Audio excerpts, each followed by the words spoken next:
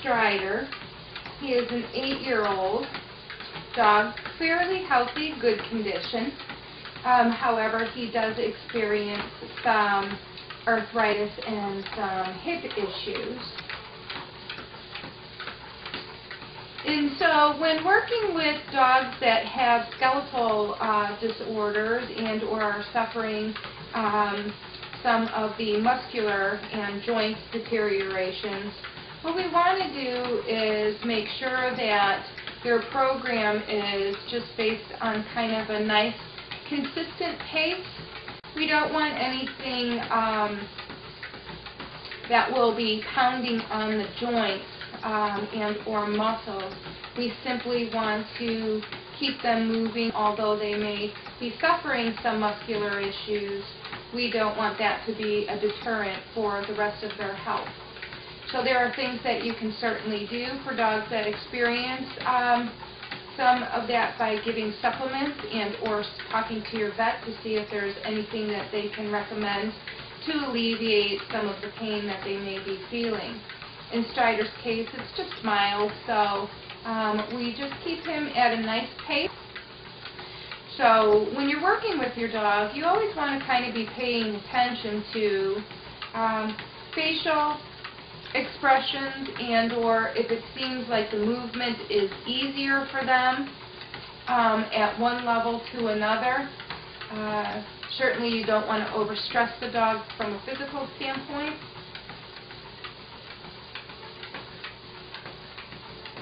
Warm-ups, if your dog has been on a treadmill before, can be for about 3 minutes or so before you begin to increase the level of exercise.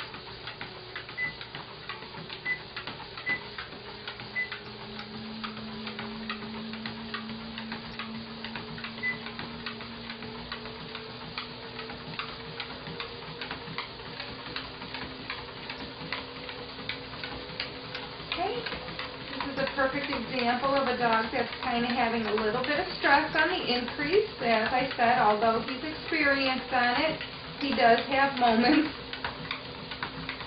You can see by his face that the increase for him needs to be done on a very slow basis. So never go from one speed to a very fast speed unless you know that your dog is very comfortable with that. Come on.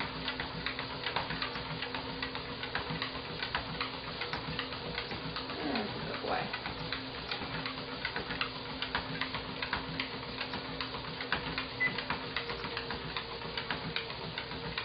Just going to decrease the speed a little bit to see if we can get him reacclimated and more comfortable.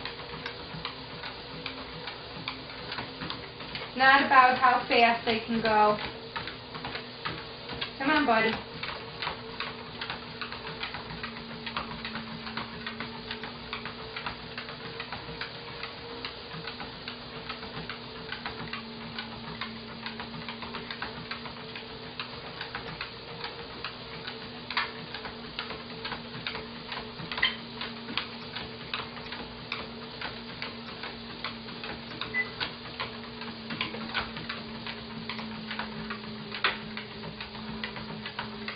Strider worked out yesterday, so he may actually be experiencing a little bit of soreness.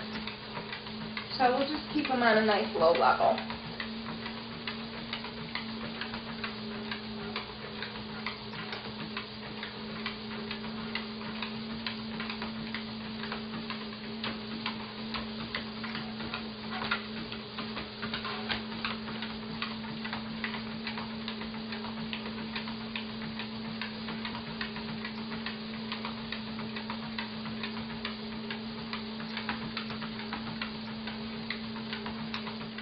After your dog is done working out, it's a good idea to give them a quick little rub down after they cool down on the treadmill. What you want to do is simply stretch out their muscles and their limbs. You don't want to go any further than what is comfortable for the dog. Certainly any dogs that have any skeletal muscle disorder, then you want to be very, very careful with how much pressure you're going to put on the joint and the muscles.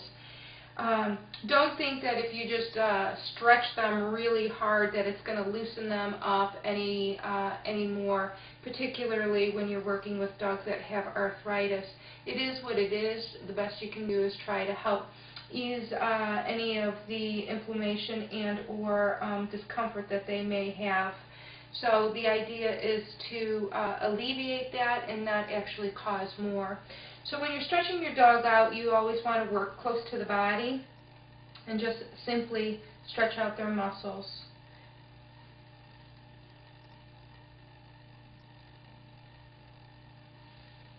Good boy. He's a limp noodle. In Strider's case, because he does have some issues in the rear, we want to certainly make sure that we work cautiously and gently with him. He does tend to like his rub in his rear leg and in his lower back section here. This is where it caught.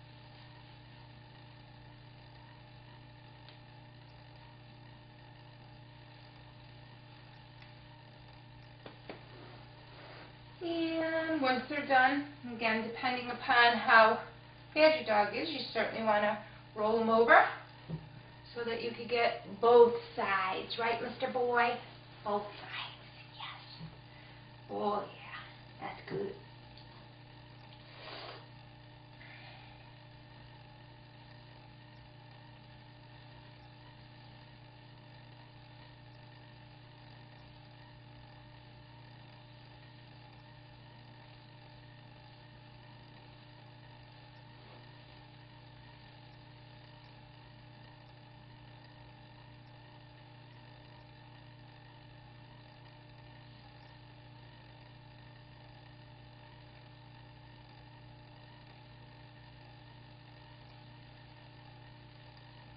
If they want to stretch their muscles out, go ahead and let them. Again, we're just rubbing it down just to get that blood. Huh. All done? He's a good boy. All right, yes. High five. Give me a kiss. Where's my kiss?